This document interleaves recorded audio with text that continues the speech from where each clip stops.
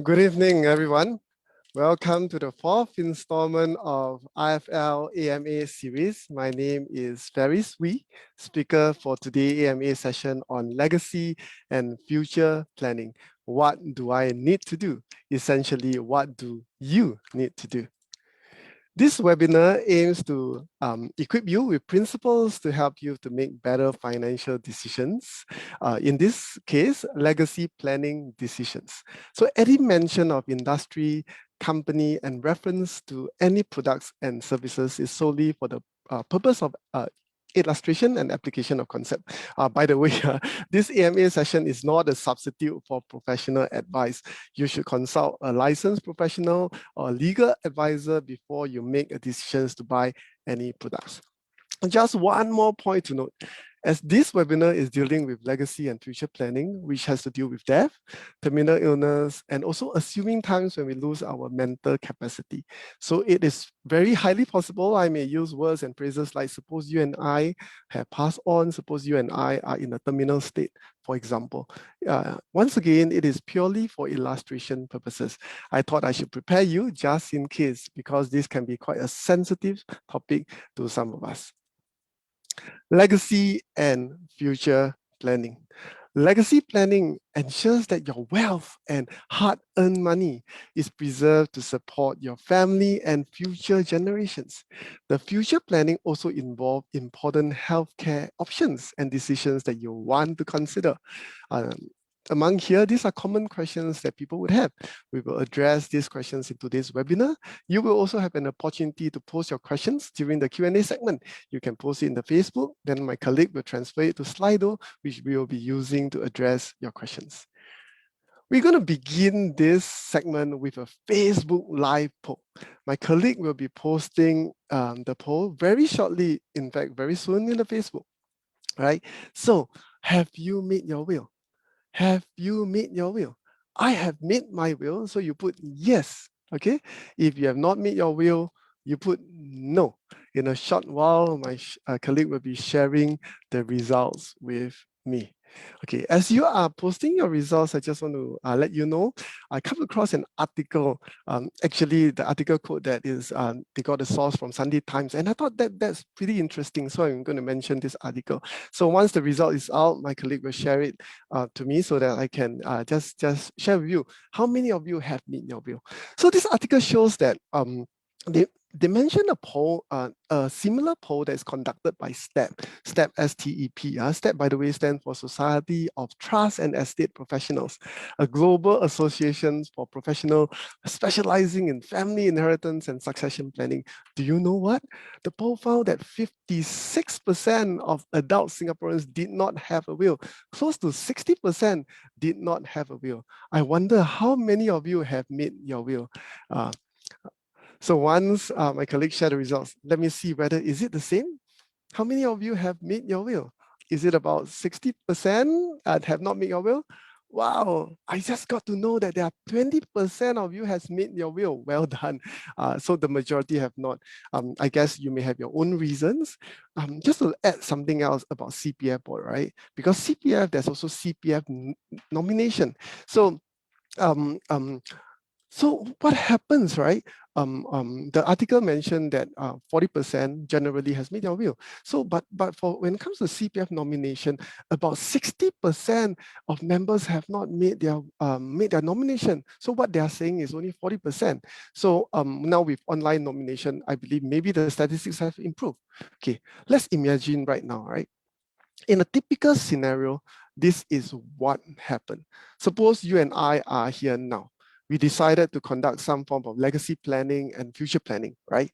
We sign some documents such as LPA, AMD, maybe will, right? So how does this work out? Okay, for whatever reason, let's say due to dementia. I have a very good friend, her mom passed away as a result of dementia. I also have friends who have stroke, and even yourself, you may have family members who experience that, right? Or an accident, we loses our mental capacity, right? And we did not make any LPA. What will happen?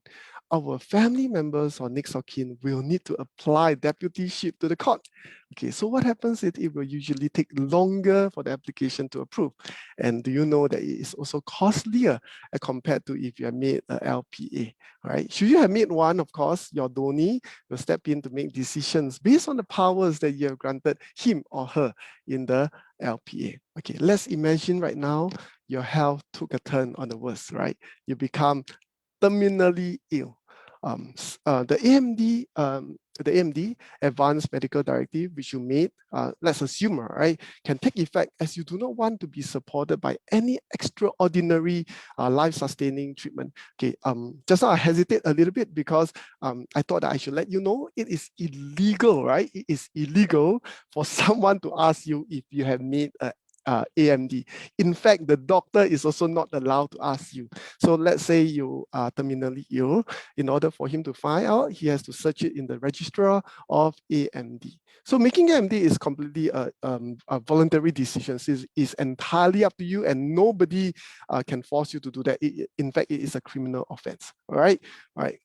So eventually we pass on, right? Then the instructions that we gave in our will take effect.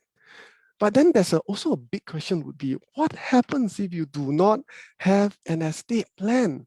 Intestacy will arise as a result, because when a person dies without a valid will, such that the distribution will be based on the law of the land, the Intestate Succession Act for non-Muslim estate.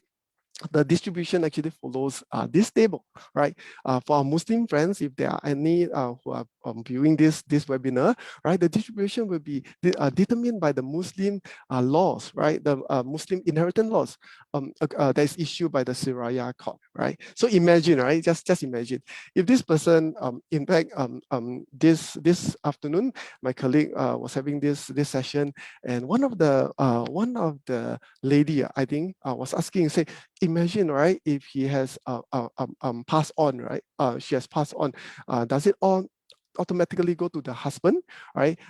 In fact, the answer according to the law of the land, if you do not make a will, is 50% will goes to the spouse.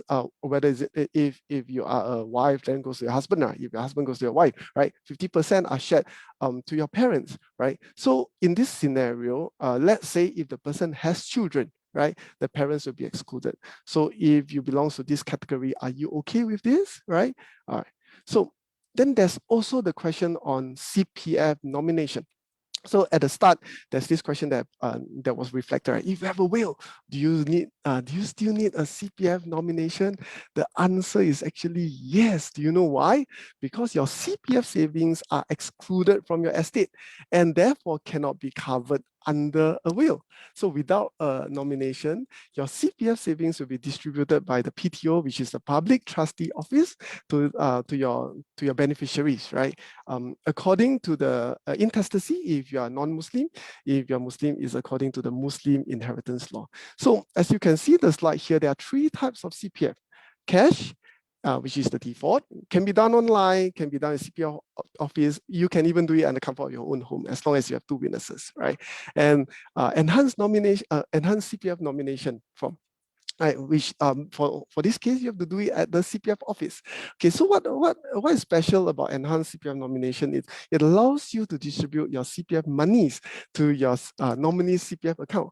For example, their SA and MA if they are below 55, RA their retirement account, and Medisave account if they are above 55.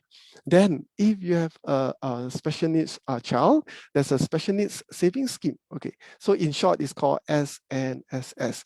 So the intent of this scheme is implemented to enable parents to set aside CPF savings for the long-term care of their children with special needs. So under this scheme, the parents can nominate their child, to receive monthly disbursement from the parents' CPF savings after the parents has passed on, right? So just want to let you know, this scheme is administered by SNTC, stand for Special Needs Trust Company. You can find out more about them at their website. You can even arrange a meeting or an appointment with them, right? For insurance nomination, there are two types. Revocable nomination, this allows the insured to specify the percentage of the beneficiaries, the percentage that you want your beneficiaries to visit, to receive, right? Do note that this instruction can be revoked anytime. But for trust nomination, that's different, right? Trust nomination is made for spouse and children only, and it cannot be revoked without consent from beneficiary. So there will be a question say, hey, why do I want to do a trust nomination, right? So usually people do it is because it protects the insurance proceeds from your creditors.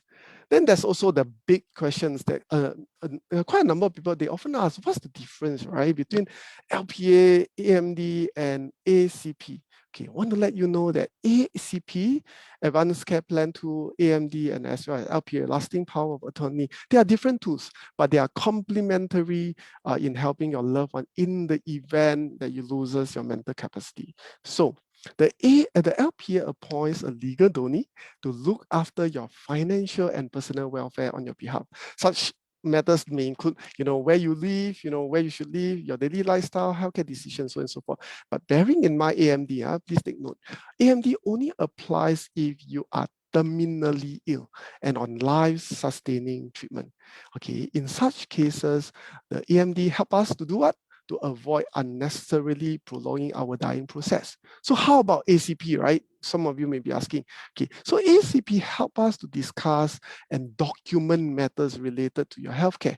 So this is a broad plan that may include the extent of your treatment, pain control options, what to do when your heart suddenly stops, for example, and where would you like to spend your last day, right? So just a point to note, this is important. We are going to go to the Q&A segment very shortly, right? Ideally, right, the donee, right, for the LPA should be the same as the nominated healthcare spokesperson for your ACP plan, right? So that the nominated spokesperson can step in the event that you lose your mental capacity and they're aware of your preferences, okay? So now we have come to the exciting segment that all of you have been waiting for AMA session. Before I pass I get my colleague to share the list of questions that has been posted, right? We want to take this opportunity to thank our friends at SNTC who had helped us to publicize this session, as well as contributing to some of the questions during this AMA session. Okay, I'm going to stop share so that my colleague can share. Thank you.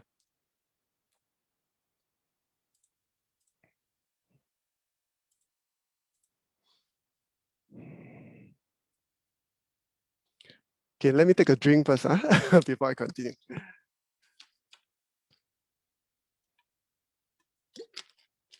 Okay, I'm seeing a list of questions here. So look at the first one. The first one is, hi, can you explain more about special needs savings scheme? Are there other planning options, right? Okay, as shared earlier in the short presentation that I gave earlier, as the SNSS basically is one of the CPF nomination options that can enable parents to set aside CPF savings for the long-term care of their children with special needs, right? So under this scheme, the parents, if you have a special needs child, you can nominate your child to receive monthly disbursement from your CPF savings after you have passed on. So when it comes to planning option, yes, there are others. So you may want to consider setting up a special needs trust, right, to make provision for your special needs children. Okay, apart from the professional trust firms and banks, right? I mentioned SNTC earlier, our friends here, right?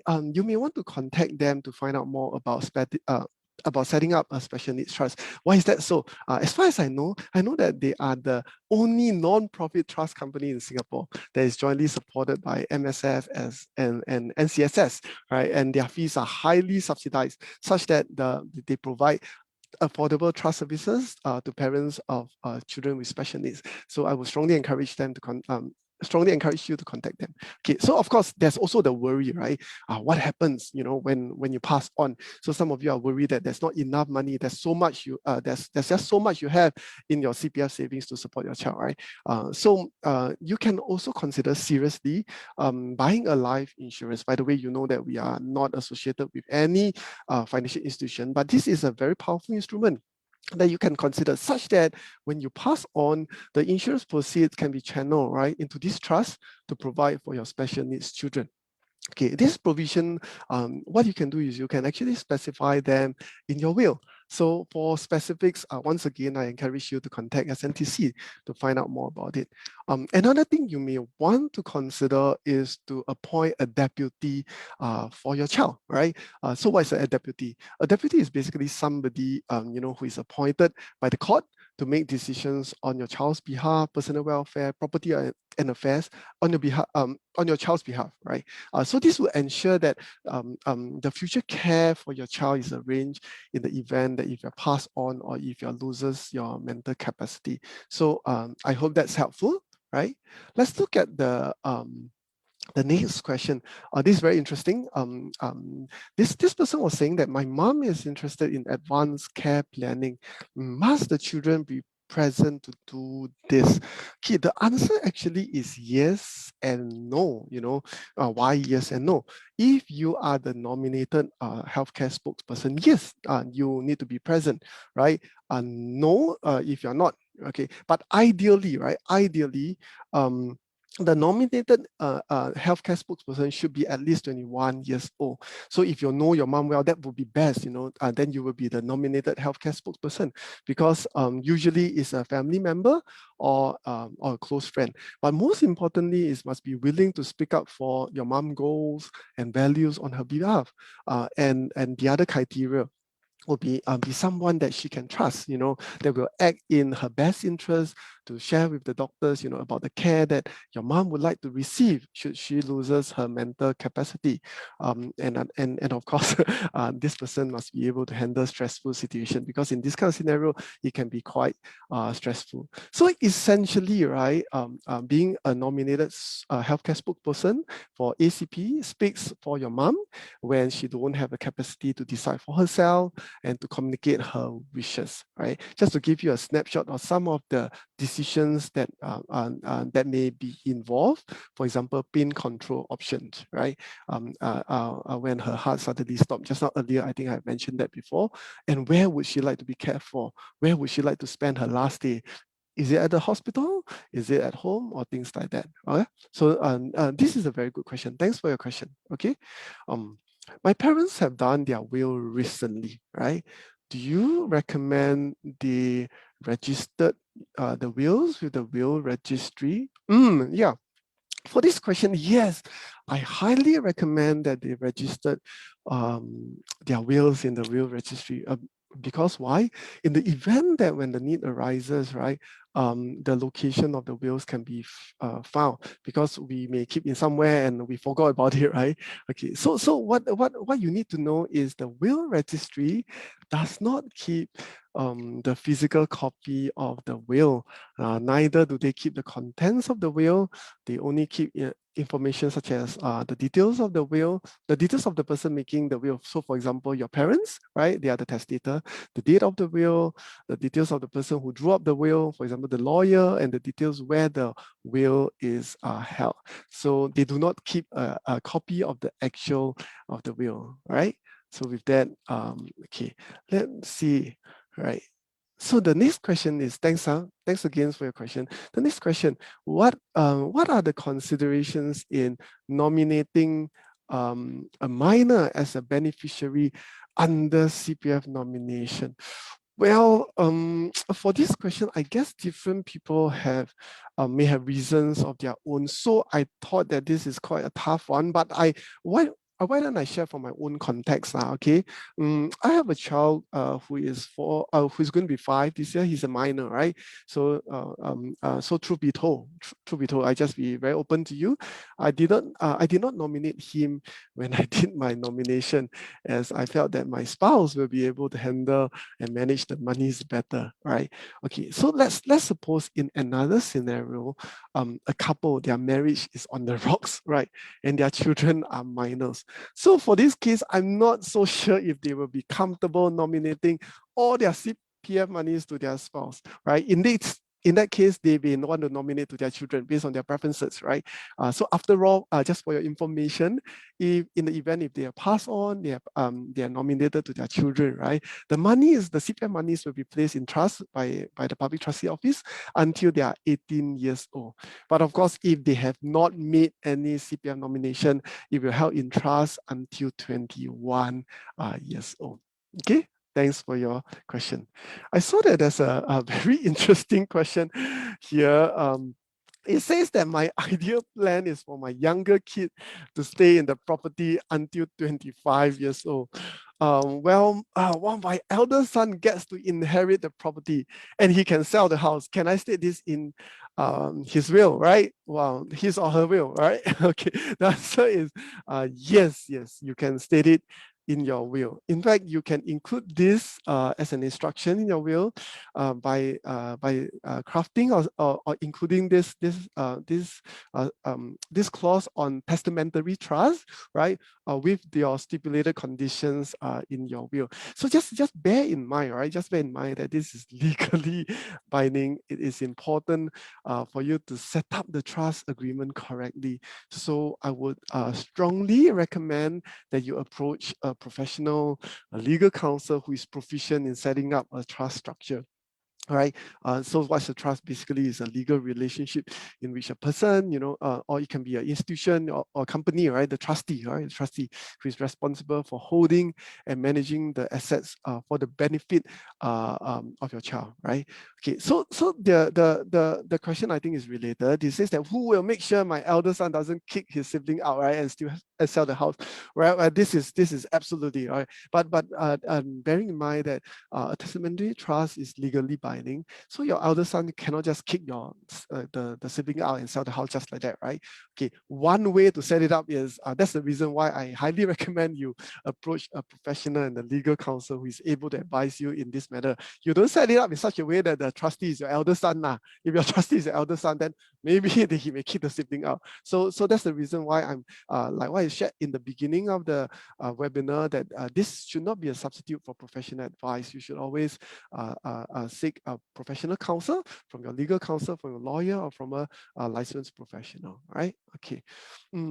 Okay, parents may want to bequeath their property to kids with special needs in their will. Can the property be held on trust for their kids by the will executor on the trustee? Okay, this is quite similar to the earlier question. So the answer is yes, you can have your will crafted in such a way that a testamentary trust can be created, such that the property that you wish to bequeath to your children can be indicated to your in your will. But I would propose that because if you have special needs, right, as I shared with you earlier, of course there are private trusts, there are private firms, right, who deal with trusts. But since SMTCs, their fees are highly subsidized, you can even consult them to seek their counsel on this area, right? Okay. When it comes to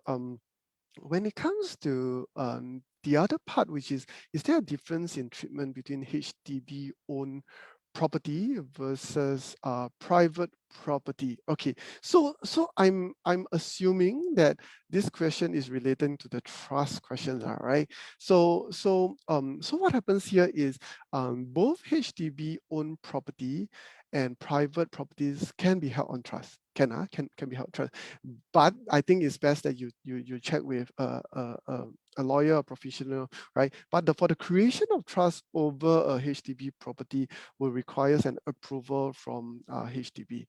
So for this, I think it's best that you seek the counsel of your legal counsel or professional on this. Okay. Okay, for LPA, right? For LPA, should I do a Form 1 or Form 2? Okay, so for this case, it really depends on your needs. Form 1 applies to most of us. Truth be told, my wife and I, we did Form 1. So Form 1, what happens if we grant the donee general powers with basic restrictions, right? And for the donors, you can only appoint up to 2 donees and 1 replacement donee in Form 1. But as for Form 2, right? Form 2, if you want to wish to appoint more than 2 donees, more than 1 replacement donee, or grant them customized powers, right? Then in that case, you will need to opt for Form 2, right? So for the questions on whether you need a lawyer to do LPA, the answer is yes for Form 2, but Form 1 not necessary, right? The certificate issuer can be a psychiatrist, can be an accredited a medical professional, right? Or it can be a lawyer. But for Form 2, it has to be drafted by a lawyer, okay?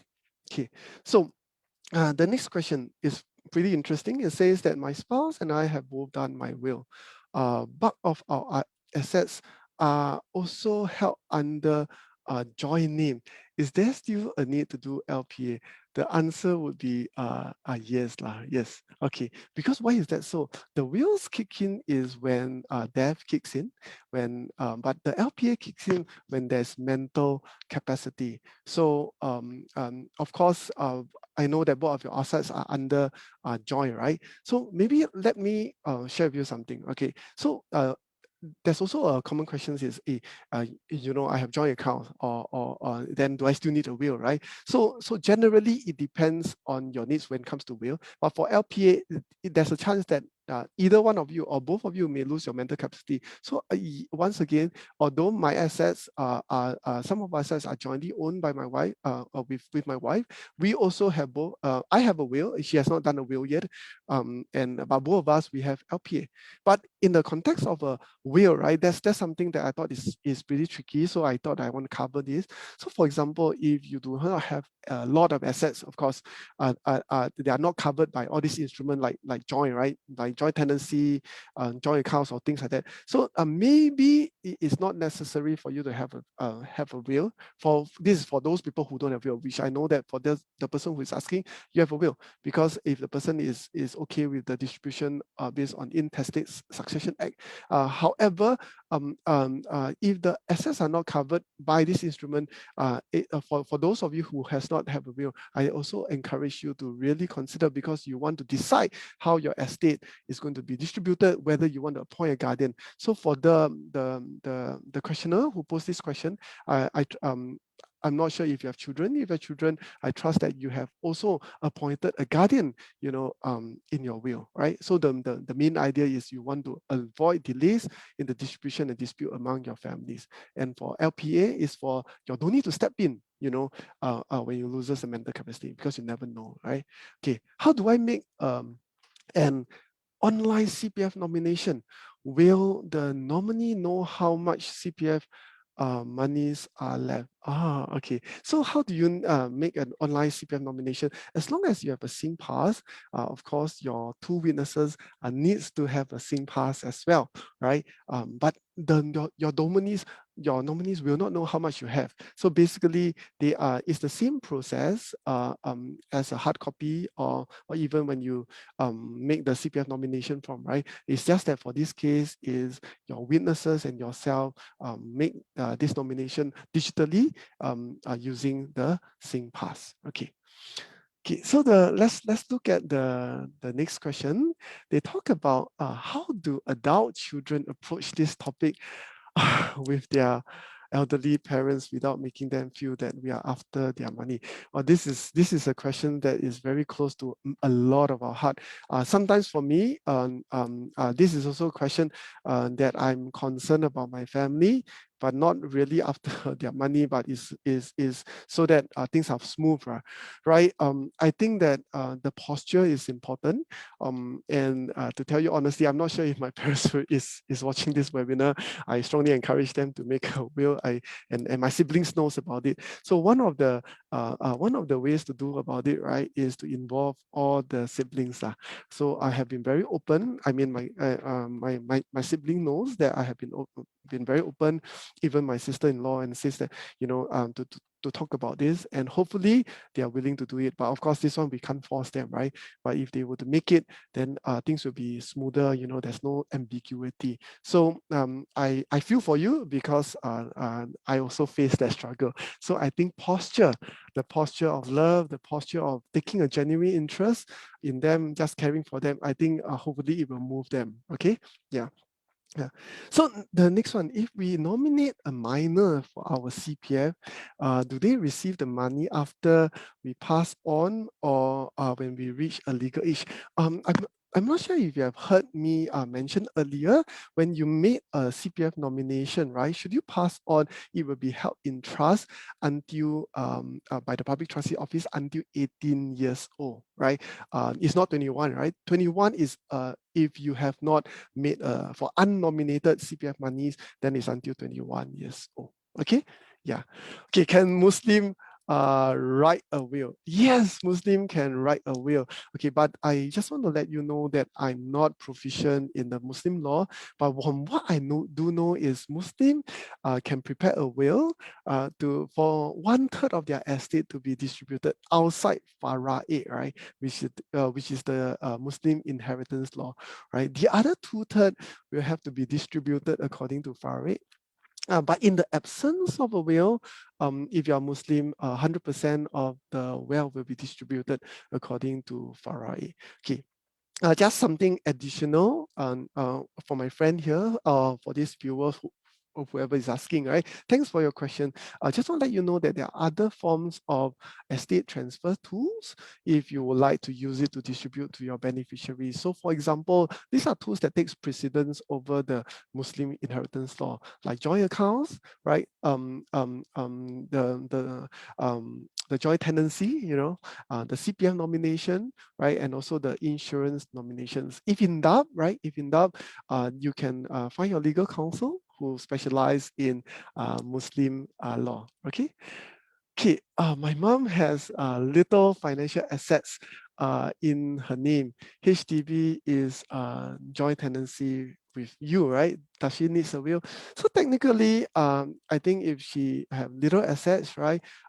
Naturally, if she's okay with you benefiting, because I'm not sure if you are the only child, I'm not sure if your dad is still around. So generally, she doesn't need a will, right? Because in the event that she passed on, right, you are the surviving owner, you will own the property. So when you say little financial assets, I do not know what is it. So just to be clear, if your mom has CPF, right? So perhaps you want to make it clear, just make a CPF nomination because and or if she has insurance, right, she can also make a insurance nomination. So in that case, then she doesn't quite need a will. But if let's say if she realized that maybe she has some assets she didn't tell you and want to make sure, right, there's also online will writing tools. You can also seek a profession to help you, right. So I hope it's clear. Okay, thank you. Can donees be friends or even professionals, right? Okay, so the thing about this is, yes, you can choose your friend as your donee, but it's important that you choose someone that you can trust. Okay. As for professional donee, you can appoint a professional donee provided you lack family support. If you have family support, you can't. Okay, the professional deputies and when it comes to professional donee, is referring to the PDD scheme, right? He allows the registered professionals in the community to step up and provide assistance to people who lack family support, right? So, for example, if you do not have the next of kin, you're single elderly, or you're childless, then possible. Okay, just one point to note when it comes to the professional is, okay, the PDD means that the professional, right, the professional deputies and donees must not be related to the person whom they are appointed to act for, to avoid conflict of interest. So I thought that I should let you know. Okay. I have heard that Medisave monies can only be paid to beneficial beneficiaries Medisave account. Is it true? No, it's not true at all, right? It's not true at all. Okay, so your beneficiaries, right? Your beneficiary is able to your okay, sorry. Okay, your beneficiary is able to receive money in cash, check, and even in their CPF accounts, depending on the type of CPF nomination that you make, right? Just to note that when you make a CPF nomination, like the enhanced enhanced nomination scheme, right? It covers all your savings in your MA, including OA, SA, and RA. So if you you can also have an option to nominate your nominees to receive your CPF savings in their Medisave first, and thereafter in the SA and RA upon your death. So not true, right? Okay, it's not true, right?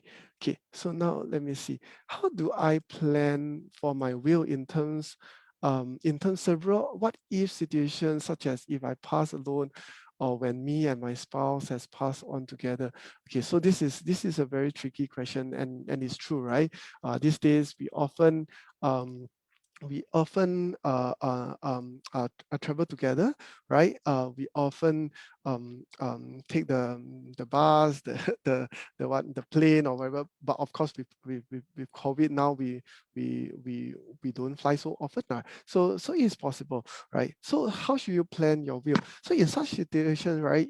When you approach your legal counsel, you can actually let them know that in a common disaster, right? What will happen, right? In a common disaster, what happens is the older will deem to pass away first, right? So then whatever estates will goes to according to the spouse, let's say it's husband and wife. So in order for you to plan your will, I would suggest that, okay, I'm a little bit hesitant because I'm not a legal counsel, but there's such a thing called a commorantis clause. Means in the event of a common disaster, you can put in place a clause like that, so that to avoid the situations that you do not, it is possible that your estate, you may not want to pass it, for example, to your in-laws, right? Because if you are older, husband and wife, the husband is older, right? Let's say if they have the child is there as well, right? The husband passes away, the estate goes to the wife, like a joint tenancy agreement, right? Then the wife passes on. Then with that, if you don't have a will, it actually goes to the family. So in such a situation, will you want your estates goes to your in-law? So that's also a tricky thing. Well, I struggle a little bit because I know that there's a lot of viewers here, so this can be quite a sensitive subject, including my spouse who is watching here. So that's the reason why I thought that it's important for that clause to be inserted in. Okay, just one more thought to note. I've come to learn that the public guardian, when it comes to the CPF money, will distribute up to 75,000. All right, up to 75,000. Just to clarify. All right. Okay. Especially when our children are still young, we may want to appoint a legal guardian in case both of us pass on. You are absolutely right, man. In the event that if you perish together, that's the reason why a will is also important, extremely important, especially those of us who have minors, right? So I would strongly encourage you to seek a legal counsel for help on this. Okay. So the other question that's here is, must your will be drafted by a lawyer? Okay, the answer is it is not necessary. It's not necessary to get a lawyer to write your will. Okay, so what happens is it is best to engage a lawyer. Why is that so? Because your in the event that if you draft in a certain sense that is not appropriate, that is not valid, right? It may be subjected to contest and it may be invalid. So it is best to seek a professional or legal counsel for help. I have also come to know that there are some online will writing tools available. There are some very legit ones. So if you really decide to do on your own, you want to use some of these tools, it's best that you find those reputable ones, right? So that you are at peace.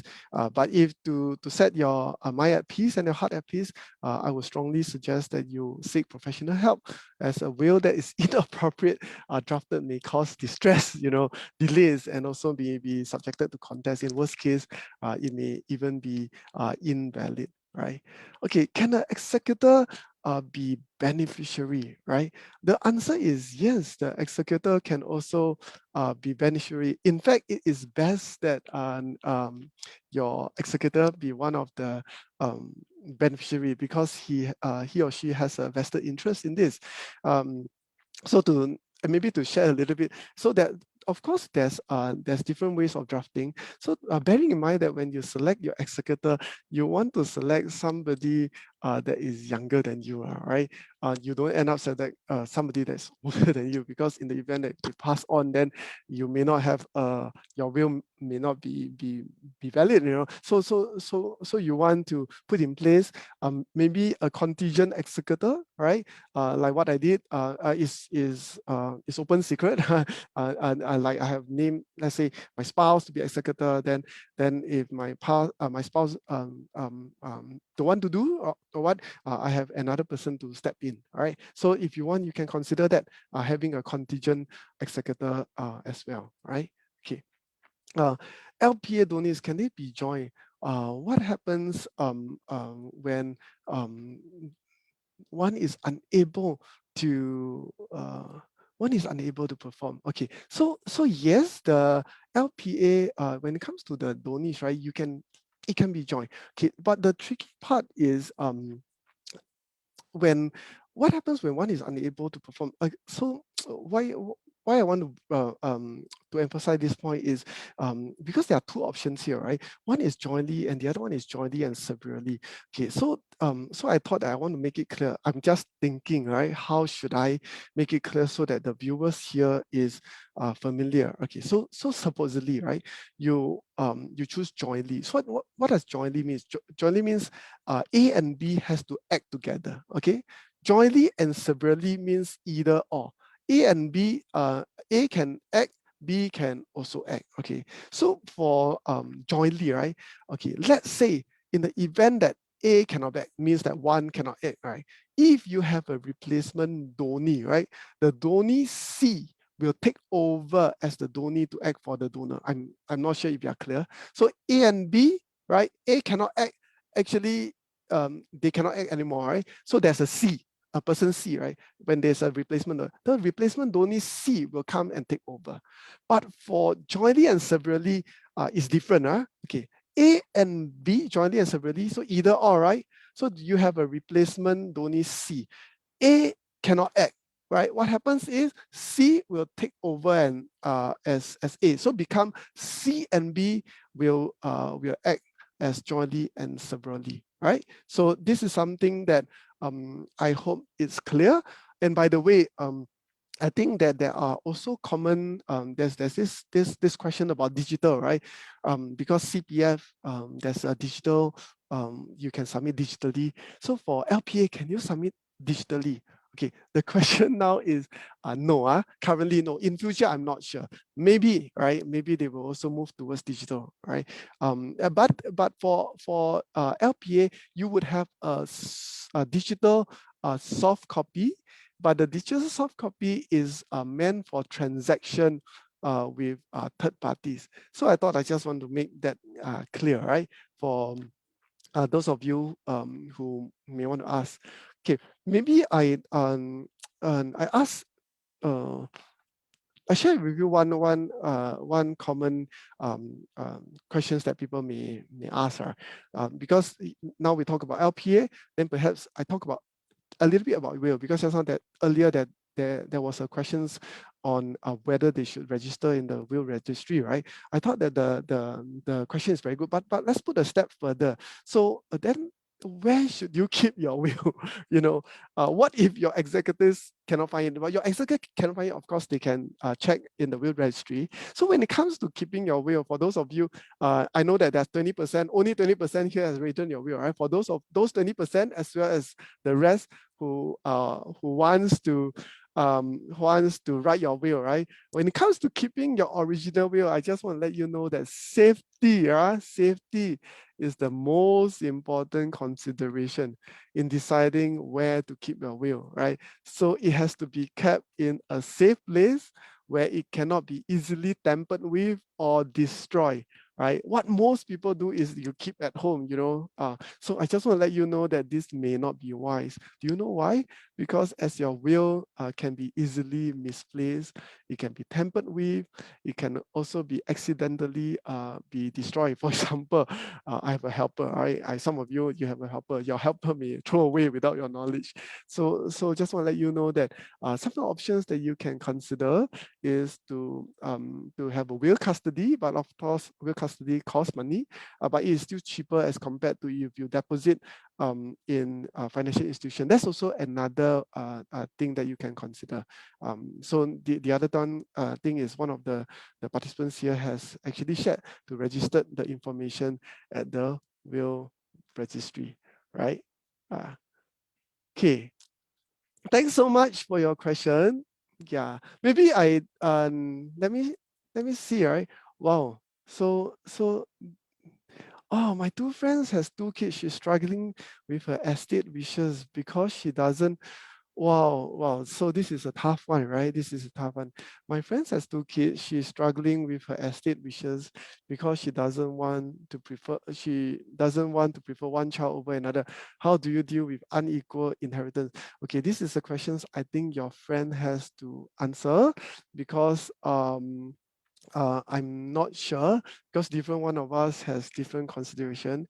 I only have one child, but the question my considerations it will be very different from yours, right? If I have a second child, which my wife and I, God willing, if we have a second one. But whether a one or two, my question would be more of not unequal inheritance. For your friend is she has to concern with unequal. My concern is in the event that if me and my wife were to pass away, right, my son may squander all the money. So that's my worry.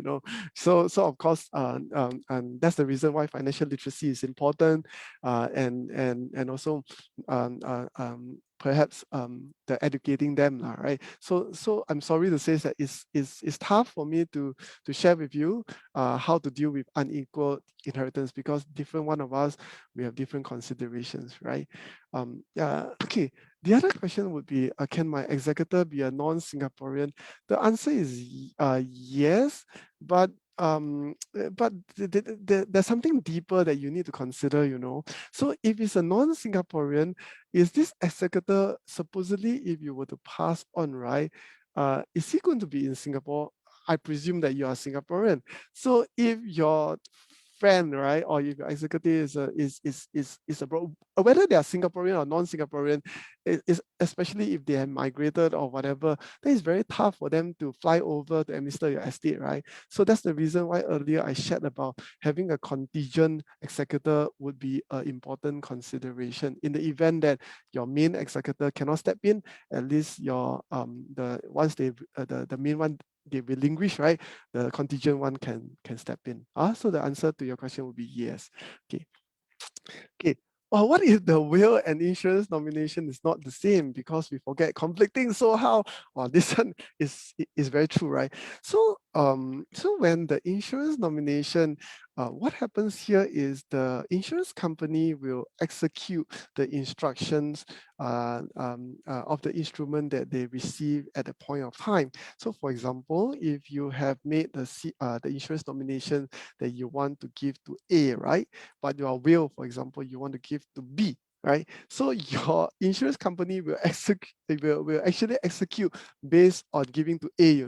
So in order for you to be clear, one way is you can update your nomination. Another way is you send your will, right? Inform your insurance company of the decisions that you have in your will so that they are aligned, right? So you are right to say is that because we forget, so that's the reason why review is important. So once you, when it comes not just for estate planning, even for your retirement planning, for your financial planning, okay?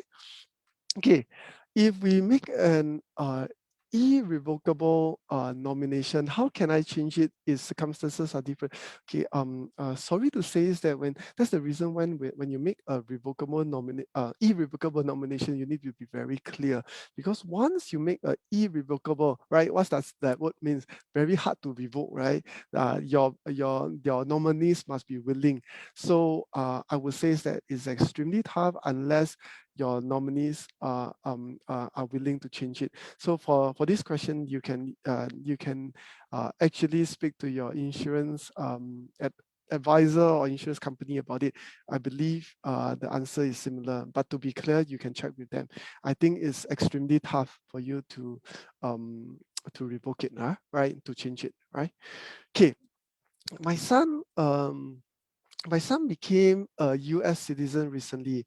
Can he still inherit our landed home? Yes, yes, of course you can. But the question here, right? The deeper question is, because I'm not familiar with the estate planning laws over there. So in Singapore, I'm not sure if you are familiar, there's no estate duty, but in US there are estate duties. So I am not sure your son, how does this estate duty work, so this part you may want to find out more, but the answer to your question is if purely from inheritance point of view, yes, your son is still able to inherit your landed home in Singapore. But to be clear, it's obviously best for you to seek um, seek the counsel of some experts, right? By the way, when it comes to landed property, okay, I'm not. There's something that I think that is important that you check as well, because I was informed that the landed property needs approval, especially in Singapore for non-citizens. So if the approval is not received, right, it has to sell. So sorry. Okay, so just to be clear, I need to repeat. So the landed property needs to be for non-citizens, right? They need approval. But of course, if it's not approved, so happen that your landed property needs to be sold. Okay, yeah. So thanks. What happens if the executor becomes incapable? Should I have a backup executor? Okay, the answer is yes lah. As I mentioned, incapable, not incapacitated, right? Okay, so for this case is I'm not so sure how does it work, such that if because you have already passed on, right? So whether the executor is incapable or not, you wouldn't be able to know unless you step up from your grave, right? So that's the reason why at this planning stage it's important for you to appoint somebody that you are deemed capable. So you don't want to wait until you have already passed on, then you have your last breath, right? And you are just wondering whether your executor is capable or not. So yeah. Okay, so it's best for you to have a successor executor in this case. Okay, with that, this is the last question. So what I'm going to do is I'm going to share my slide. Okay, right?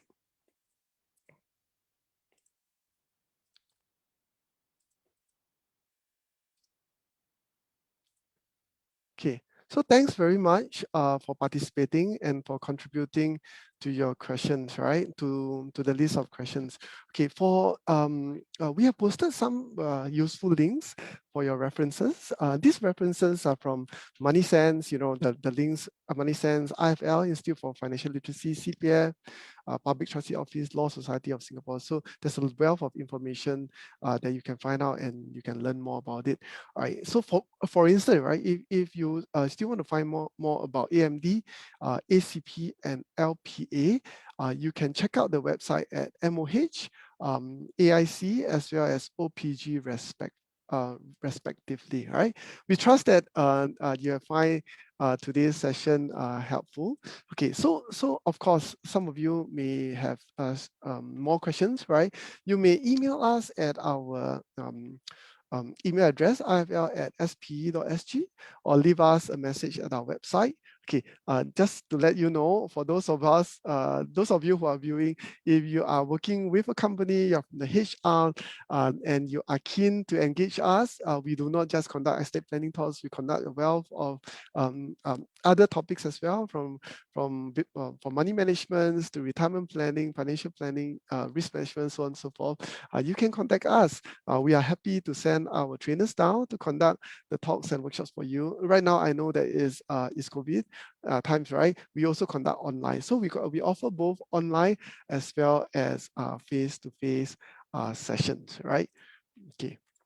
So finally, what we would like to do is we would like you to invite you and your friends to join us in our next IFL AMA session on how much retirement savings should you have. Essentially, how much retirement savings should you have, right? Right. So what we have done is we have invited a guest panelist from the CPF board who will be joining us in answering the questions that you may have. With that, we really appreciate your presence and we thank you for joining us in this evening AMA. All right, goodbye and good night.